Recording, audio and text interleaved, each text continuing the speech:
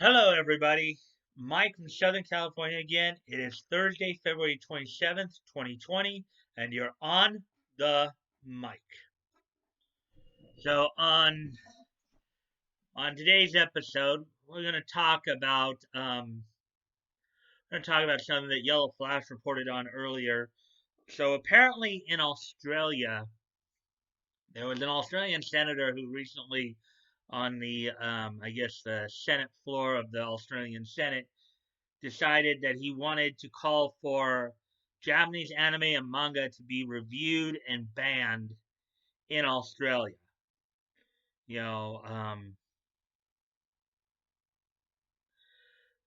basically, there are people higher ups in Australian government who apparently want to censor Japanese animation.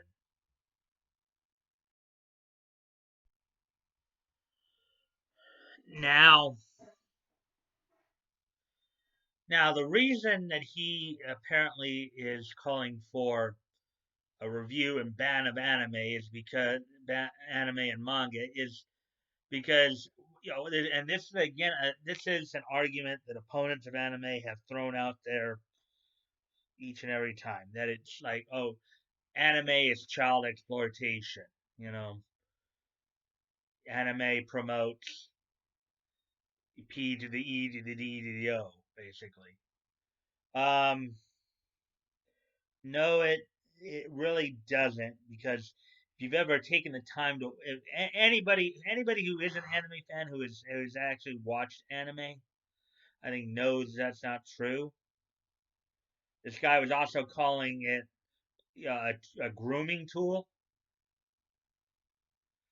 Okay, now yeah, people that most countries would consider underage, that is under the age of 18, are considered main protagonists, antagonists, and stuff like that. Um, but even in some of the more risque, like ecchi anime, it's it's not it's not what they want to say it is, because first off, um, it's the characters interact with each other, and a lot of those who are in the middle school or or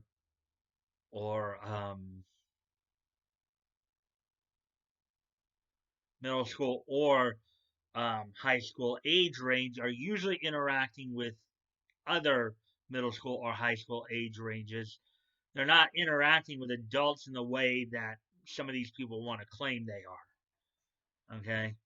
Um, Now I've seen my fair share. I like harem animes. I like ecchi animes. There's nothing wrong with that. You know, depending upon what you're looking for in the anime. But also remember, this is anime. These are drawings. These are videos. These aren't real people. First off, there are, and there are comedic elements to these. Now he said, "Well, seeing an up, this guy. One, I guess one of the quotes was is that, oh, seeing an up, up shot of a girl's skirt, that's not funny." So depending upon the situation, um, some people might find it funny, depending upon what the situation is. Um, I know there's that classic scene here. If you look back on some of the old black and white movie days, Marilyn Monroe, right? There's a classic. There's a classic shot in one of the movies. I don't know which movie it was, but and I know there's pictures of it everywhere, or a lot of places, where I guess I guess in one of these movies, Marilyn Monroe is walking through New York, and she happens to stop on I guess a subway gate or something.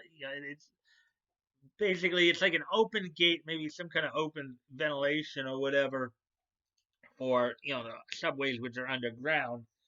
And I'm sure many of you have seen this at some point in your life, either as a picture or as a in the movie itself, but where she's standing over the ventilation gate for the subway system, and all of a sudden a subway comes by, blows up her skirt, for the moment she's trying to hold it down like this. And there have even been a number of our own American cartoons that have done that too. You know, just look at Popeye. There are a number of times when Olive Oil skirt got flipped up like that too at times. So you know, some people actually would find that funny. It's one of those like little life things that sometimes happens. It's like you're not expecting it to, and when it all of a sudden does, it's funny. Sometimes, sometimes you laugh out of nervousness. Sometimes you laugh because it's funny. It's like there's nothing wrong with that. Um, but one of the things that Flash brought up too in this is that well, if Australia starts censoring anime, other countries will start. Other people. He points out that Australia is a very quote unquote woke government. Or maybe hard left thought process there. Um, but, but not all animes are like that either. There are some good action anime. Pokemon's obviously not like that. A number of the trading card animes are not like that. A lot of action adventure ones. Granted, there are a lot of action adventure ones and mecha ones that are geared more towards adults. And in the mecha ones in particular, you do have kids between the ages of 13 and 16 piloting mecha. Okay? For those of you who don't know what a mecha is a giant robot, basically, that people fly around it and battle other mecha robots in. So, but, and I pointed this out in one of my earlier videos, you know, the fact is that, yes, Japanese do use, you know, middle school and high school age and kid. Well, some countries even won't even call it kids because in Japan the age of consent is 15, and there are parts of the world where the age of consent is actually as low as 15, some as low as 13 with conditions like within a certain age range. Okay, and again, when we get into this stuff and we talk about trying to censor anime and all that, you have to look at one of the core issues there. And and I'm not for banning. I'm not for banning it either. I'm not for censorship either. And people are trying to force censorship. Oh, we're trying to protect the kids and all that. Well, first off, I don't think anyone maybe below the age of 13 probably. I don't really think like kids who are below the age of 13, even in Japan, are watching like ecchi anime. Okay, a lot of the kids are like that are younger than 13 are watching more animes more like Pokemon and Digimon. Okay, um, maybe some of the maybe a little bit more kid friendly mechas like Zoids or something like that. Okay, stuff that's more designed for younger audiences. But in terms of the mainstream stuff, quite honestly, the main demographic when you think about it with most animes is 15 to 25. That's the main demographic. That's high school, college, young adult. Okay? Basically a 15, 16-year-old is capable enough to discern what's going on. And another point that Flash brought out, even if Australia tries to ban it, that's not going to stop it. That's not going to stop if they're Australian anime fan. And I know that um, Robin Barry Cotter um, is is based in Australia right now. She has Anime America. The Anime America YouTube. Kind of ironic. I guess that she started that channel here in America, and then but she's actually now living in Australia right now and uploading videos from there. So so yeah, so even if you try to ban it, people are still gonna get their hands on it. First out, there's a lot of older anime that they can find, and then there's also and newer stuff. If nobody is in Australia dubbing it, they can do fan subs, and people are still going, fan subs and fan dubs, and people will get it that way. You know, so the whole idea of censoring anime is kind of ridiculous because people are gonna still find a way to get it. Okay, and eventually, if yeah, one possibility is that Australia may start a chain of events where other countries will start banning it too, and trying to force Japan to to conform to the rest of the world, the globalist agenda. Okay. Well, Japan, you know something? Your views are not our views, so unless you make your stuff like our views, then then we don't want to have anything to do with you. I encourage Japan to stay strong and keep your solidarity. Screw the rest of the world. First off, most of the people who watch your stuff, who actually watch and pay attention to your stuff, um, don't care. They actually like the content put it, the way you put it out. Don't listen to some of these jerk offs who basically don't know or don't understand the situation. So I think I've hit on some of the main points I thought I wanted to hit on that. Just Australia, I guess Australian government's trying to take the lead now in the let's censor anime. Let's try to force them to become PC movement. The problem, the last thing I want to say is you best be careful trying to push your social justice narrative because eventually people are gonna eventually rebel against it, and then you're gonna have hell to pay when they do.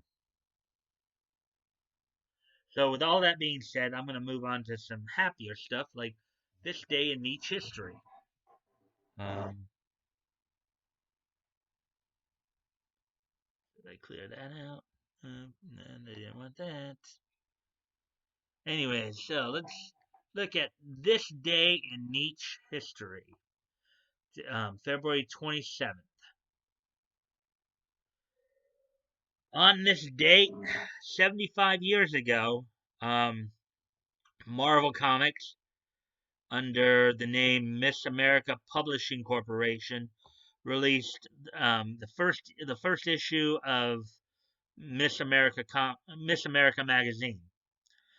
Now, at this time, of course, comic book companies, aside from superhero comics, like a lot, they were doing a lot of other type of comics, kind of celebrity type comics like this one were also very popular for a very short time. This particular magazine only lasted 6 issues and lasted just throughout 1945. You know, just Miss America magazine, which I would imagine covered the Miss America um, pageant, or maybe just what a Miss America was, what that was like. So on this date in 1945, Marvel set out on the newsstands Miss America magazine #1. Oh, moving on then. On this date in 1970, Kurt von Steger would beat Moondog Maine for the NWA Pacific Northwest Heavyweight Championship. On this date in 1970, Kurt von Steger beat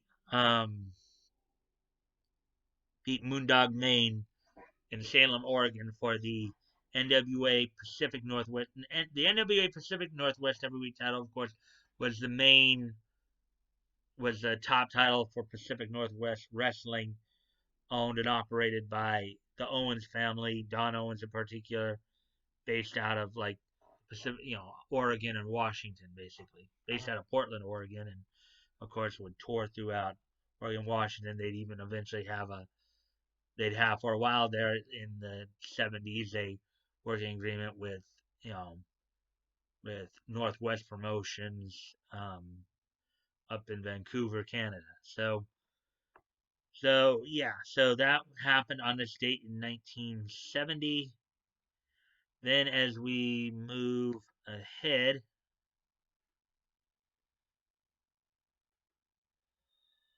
on this date in 2000, Sabrina the animated series, basically an animated series based on the comedy of the time, Sabrina the Teenage Witch, would finish its broadcast run on ABC on this date in 2000. Sabrina the animated series would finish its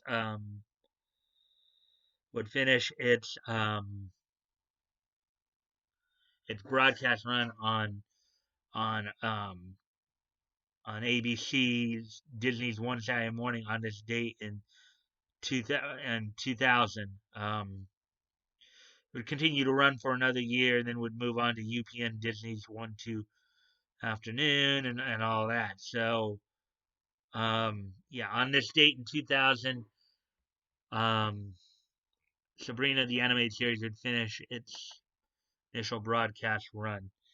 And then on this date in 2018, 2 years ago, the live action adaptation of Marmalade Boy, the 90s shoujo manga that was eventually brought to us in the States as a 76 episode anime.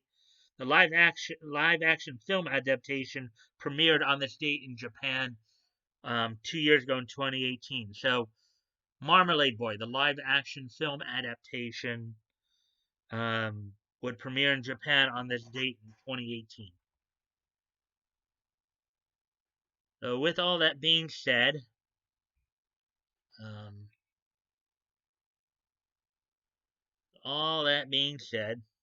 let's prepare now to move forward here.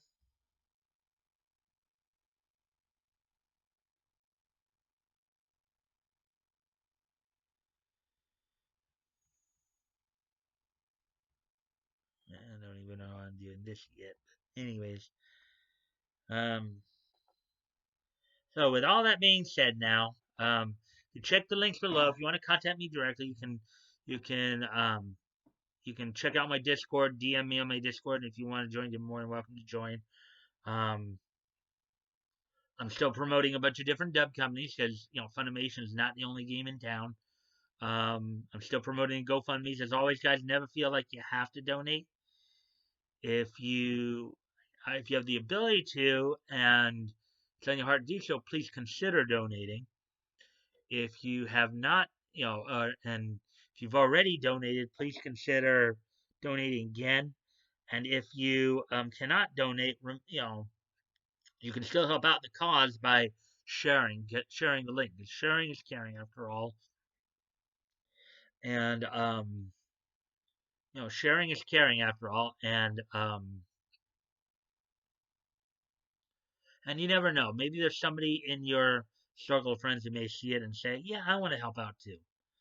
You never know. Just as long as we can provide the opportunity, I'm sure people will want to help out. And if you like this content, please consider liking, commenting, sharing, and subscribing. I always look forward to the conversations as long as they're, civil and respectful. I will usually get back to you as soon as I can.